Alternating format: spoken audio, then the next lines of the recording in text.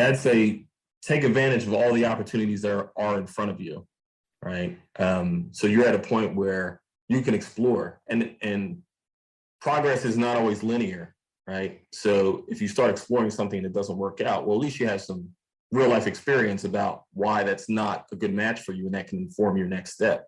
So there's nothing wrong with false starts in life in general, and specifically for transitioning from academia to the professional workforce. You're listening to When You Grow Up, a podcast that matches Johns Hopkins students with the people they dream of being in the future. Tune in to access intimate conversations with CEOs, entrepreneurs, and artists, and hear answers to the questions we all wrestle with. Will I ever feel ready? Can I do it? And most importantly, was it worth it? When You Grow Up is available on Apple Podcasts and Spotify. Hello, my name's Ethan Seals. I'm from Columbia, Mississippi. I am in my third semester of the financial mathematics program here at Hopkins, and I have the pleasure of speaking with Osei. Well, it's a pleasure to be speaking with you, Ethan. My name is Osei Yedem. I currently am located in Maryland, originally from South Jersey and Philadelphia. I currently work as a senior financial analyst for PayPal. And when I was at Hopkins, I studied computer engineering and had a minor in entrepreneurship and management. You're listening to the When You Grow Up podcast. So I guess to start off with, will you tell me a little bit about who you are and where you're from? Yeah, it's a full question, but I'll give this hopefully simple answer. As I shared before, my name is Osei Yedem. Currently live in Baltimore, Maryland. Been in Baltimore for some time since coming to Hopkins on and off for the past several years. Came down here after being in South Jersey and Philly for a bunch of years before that. And now I work in the area, live in the area. Area's been great to me. And it's until it no longer works, I'll still be in the area. You came to Hopkins. What was your journey like before coming here? Well, again, I came from South Jersey. So we used to live in Philly when I was in elementary school, and then we moved to South Jersey just before I started high school. So going from a big city to definitely a suburban area, if not bordering on rural, moving to South Jersey was quite a transition. And being in a city where there were lots of resources, lots of programs, to being in South Jersey was a transition as well. But what worked out well is the high school I went to, although it was smaller, it was full of teachers who enjoyed teaching and had gone to school specifically for teaching. There's literally a university right across the street from my high school, and the school is known for its teacher program. So we had a really great group of teachers in high school, really supportive, really engaged, some strong programs. I'd say a diverse group of students, which I really loved, especially for being such a small school. But academically, it was quite a transition for me going from a smaller school like that to a top university at Hopkins. So it was great. I mean, all in all, I figured out how to make it happen, and developed some great relationships with people along the way. But yeah, it was a transition for sure, coming from high school to Hopkins. So you're in the finance sector right now, but going into Hopkins in high school, did you have any ambition into getting in this line of work? No, not at all. Not at all. Even just a few years ago, if you asked me would I be in finance, I would have said, no, not likely. What I wanted to do coming into Hopkins was, so I studied computer engineering, and the program was new at the time. We literally graduated the first class in the computer engineering program when I started. And I think the first class graduated in 99. Dating myself there. But what was also new was the program in entrepreneurship and management. And I love entrepreneurship. And, I enjoy studying management as well. So I said, eventually I want to start my own company, and it's going to be a software company. And in some respects I did, Me and a few buddies, we had a web development company in the early 2000s. Part-time, it was evenings and weekends. And I worked as a software developer for many years and still do some software development. But did I expect to be in finance? Absolutely not, right? I can manage my own money and, try to stay organized with doing that. But as far as a career in finance, I just didn't have that path. No one in my family has worked in finance. Didn't know much about the field, right? Still lots to learn for me. And it seems like there are many different pathways you could take, but that was my perspective going in. I'm going to learn how to code. I'm going to start my own company, and I'm going to ride this .com boom, because that was the time when I was going out of school. I mean, the late 90s, early 2000s, I mean, you were ahead of the game. Yeah, back then, not every, now every company has their website, they have their social media presence. But back then, I mean, this was before Facebook, before YouTube. This is, MySpace was even newer, right? Friendster was probably more popular than MySpace. Amazon sold books, right? You bought your textbooks in the bookstore on campus. You didn't rent them because that wasn't an option. Yeah, things were different. There were lots of possibilities. GoDaddy wasn't doing Website Tonight. Wix.com didn't exist, right? So if you wanted a website, you needed to know somebody who knew how to build websites from scratch. And that's kind of where our niche was. But things change over time, which was just fine. But one of the things I've learned in my career is it's very helpful to understand that the world shifts and the world changes. And as you keep building your skills and shift with that, you'll be just fine. So I guess building off of that momentum, what or how did you end up where you are right now?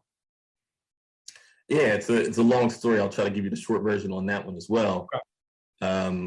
But long story short, I worked as a software developer for many years. I was working for a startup. At a certain point, the startup folded pretty quickly, or I shouldn't say folded quickly, but folded at a certain point, and I had to make a quick transition. We were in business for some time, and they existed before I even joined, but I had to make a quick transition out of that startup. A lot of fun, learned a lot, met some great people there too. And it was at that point where I started working with the school system. I was working as a resource teacher, teaching the kids, about computers in a school. Did that for a little while, then transitioned. This was in two charter schools. One was a K-5. One was what they call a transformation school at the time. It's eventually going to be a 6 to 12, but was growing grade by grade each year to build the school community.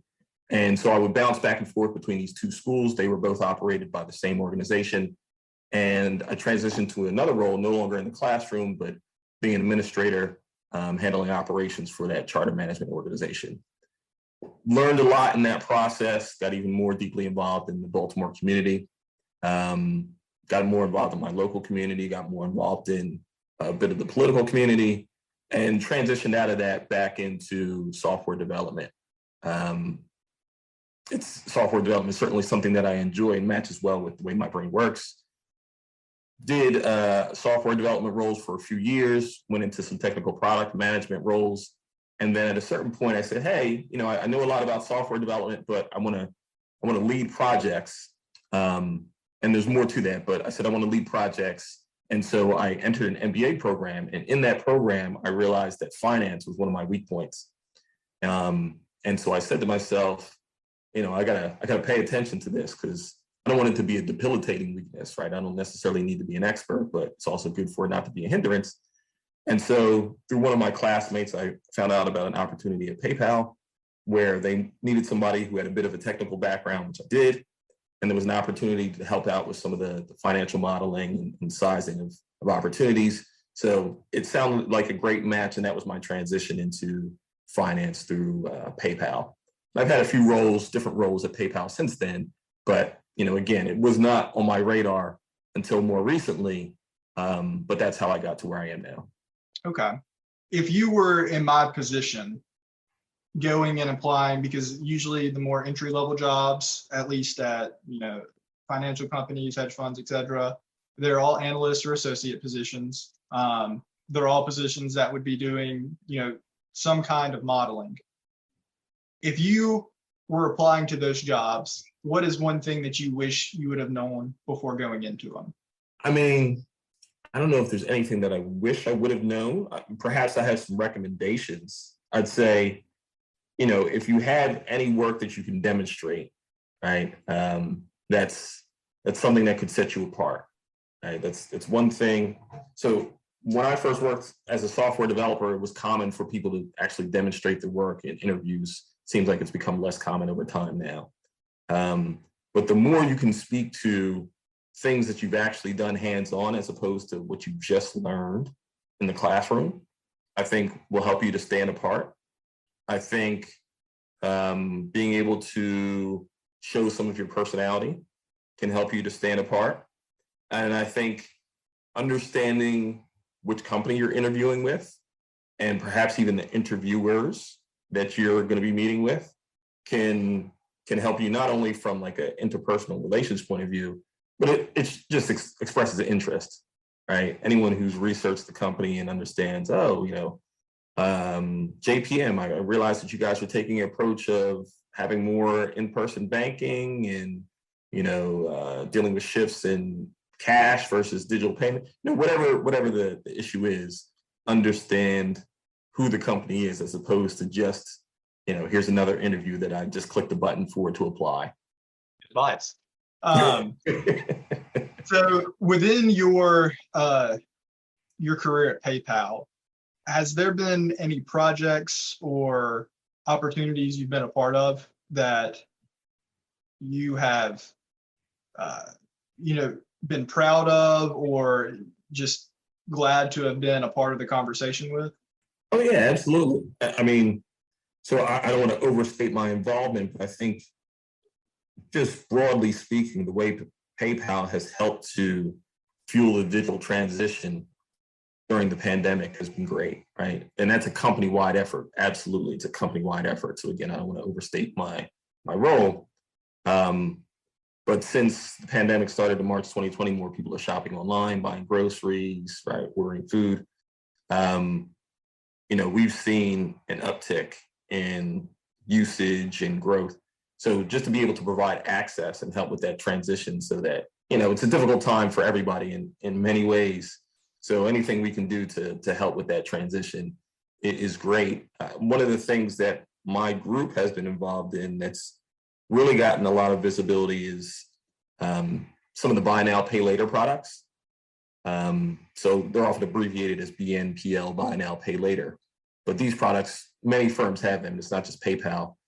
These products let you split an order, let's say, of $200 across 4 payments, depending on which flavor of the product, which country, say 4 payments across 6 weeks. You pay a quarter today, you pay another quarter in 2 weeks after you get paid, on and on and on until you paid off the balance.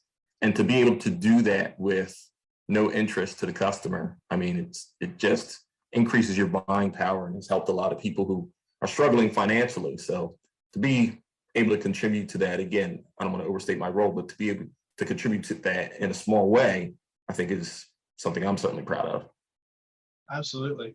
I think you and I both know people, and I think I've said this before, personally have benefited from it. The buy now, pay later. So transitioning off of that and moving more into your thoughts about community involvement, and because I know you spoke a little bit of it earlier, how you have a heart there. Where did that come from?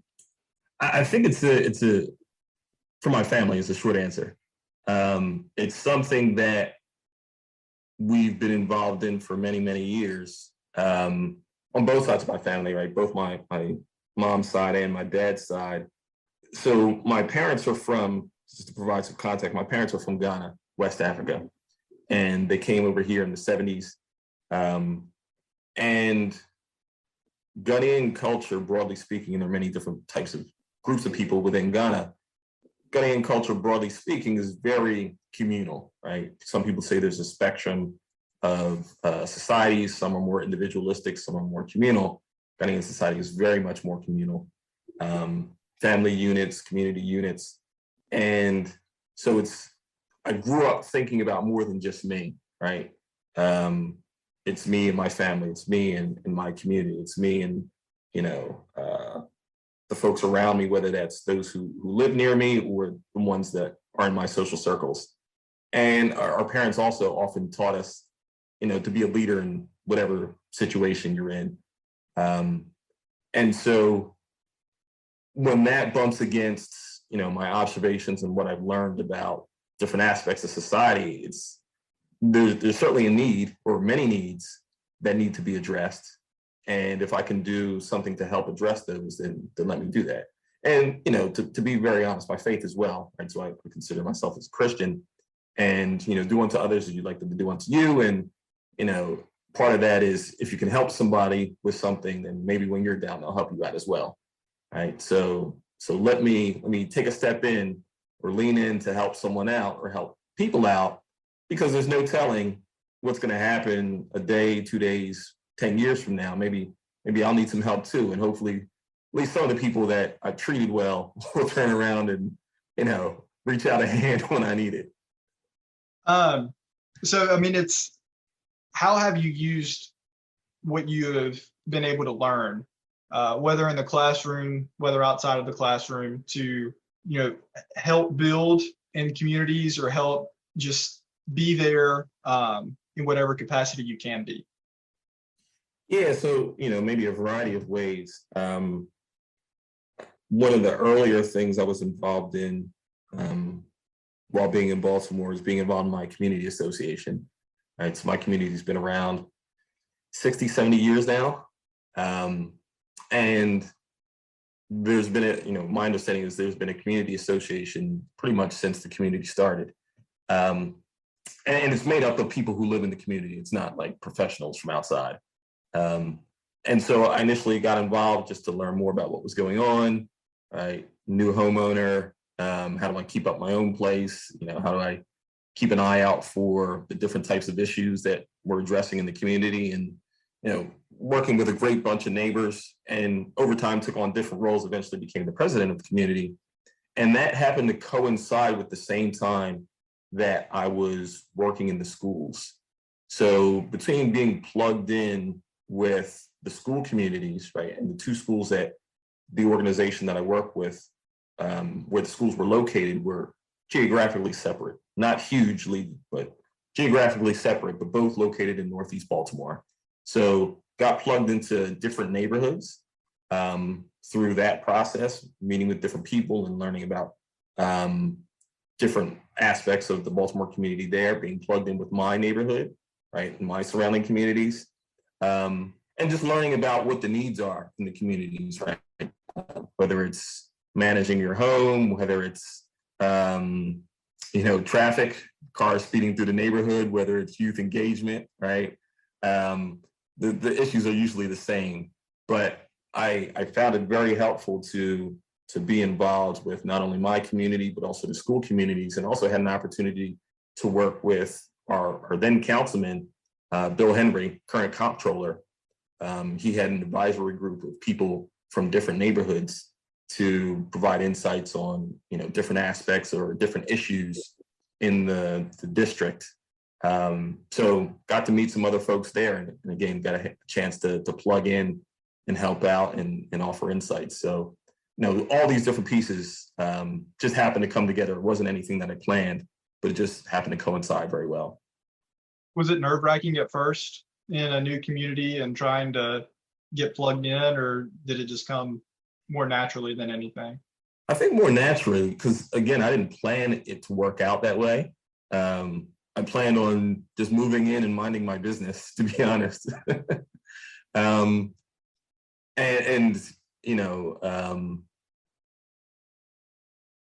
I guess became curious at a certain point as to what was going on in the neighborhood, and then built up the relationship. So I think, maybe to answer your question more directly, the relationships that I built along the way made it less nerve-wracking, right? Because I had an understanding of who was in the different communities and what were the expectations and what was the makeup, as opposed to like wasn't like at some point I just stood in front of a large crowd and had to present or give a speech or, speak on an issue.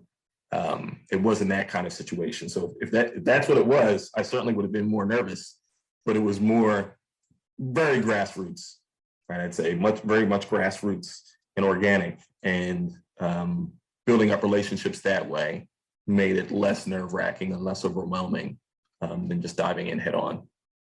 Well, I'm curious as to the point you just gave. You go into any community with the accolades that you have.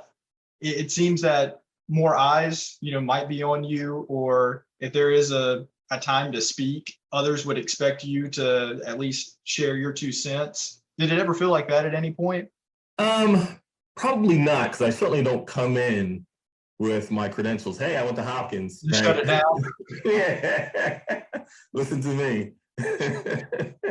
But it's more so, right? So for both, and I should also add, right? So during a lot of my community involvement, also involved in the church as well, the church I was going to, and so for a lot of that work, the need is just great, right? Whether it's church, whether it's school, whether it's community, the need is great. And the people who usually are involved are older folks. And they often are looking for young people who can help move the organization forward or move the goals forward.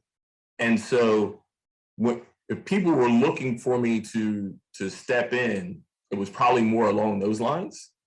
And, if you have skills, then not only do you step in, but you can also be successful. And if you're successful and are willing to contribute, then I think people are really receptive to you being involved, and being genuine along the way. I think it's important too.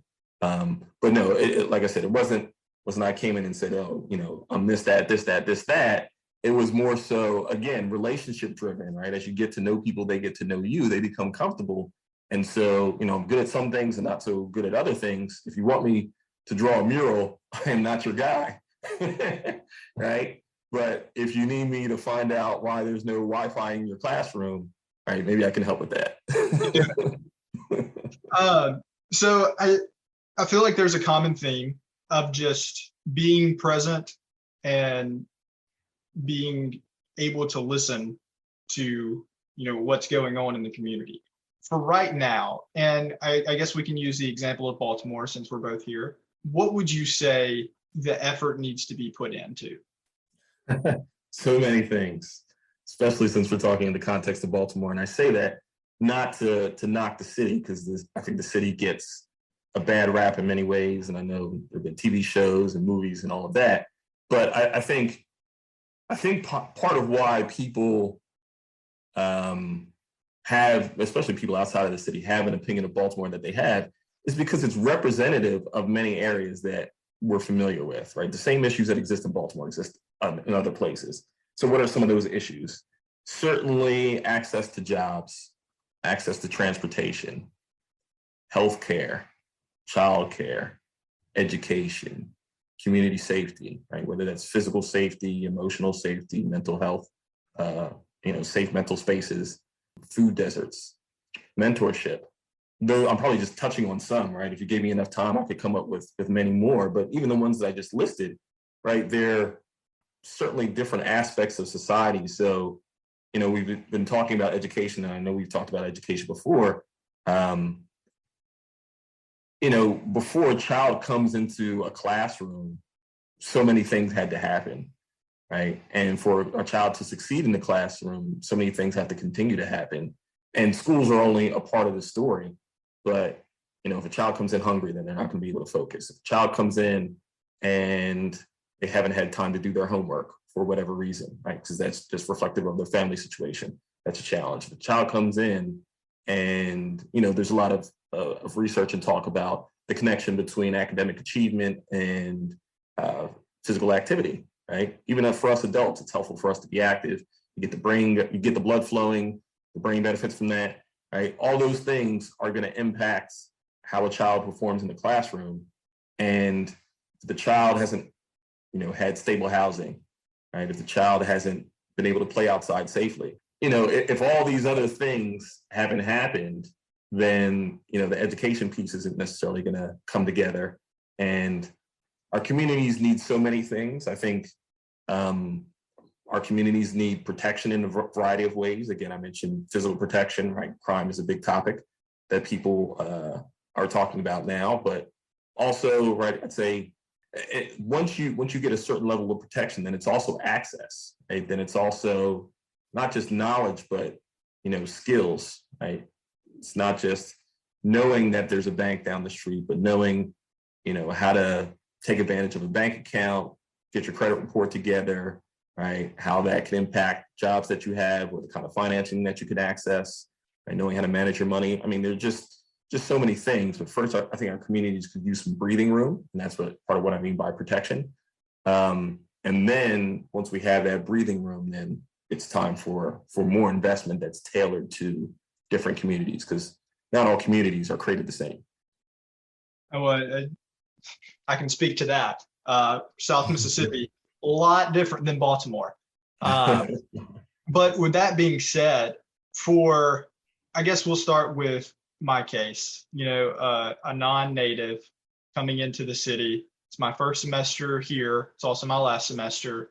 But someone who has a heart to give, but to just be involved in what's going on. How would you suggest someone go about that?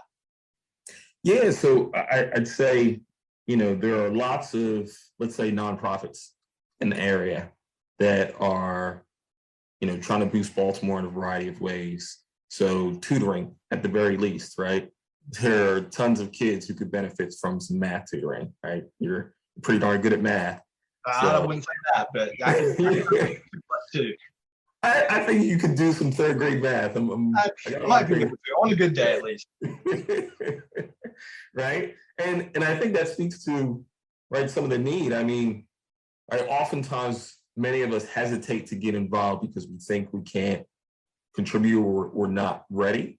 But oftentimes people say, just come, right? Just your presence, just, the fact that you care enough to be there, right? Kids benefit from that, communities benefit from that. So I certainly encourage, everyone, not just you, Ethan, encourage everyone to just get involved.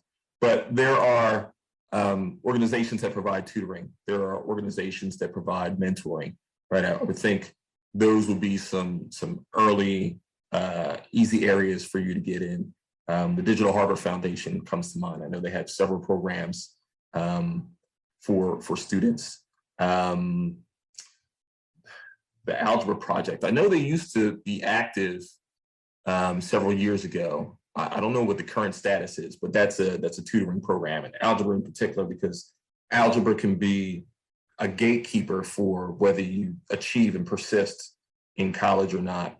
But it starts with, getting set up in high school and even before that. So yeah, if I looked around and thought about it enough, I'm sure there could be lots of tutoring and mentoring programs at the very least to get involved in. And I can, for you particularly, Ethan, I can think of a few people to get you in touch with. Absolutely. Whether teachers or other folks. Absolutely. So I guess to kind of wrap up our discussion here today, I have one last question for you. I ask you to put yourself back in my shoes.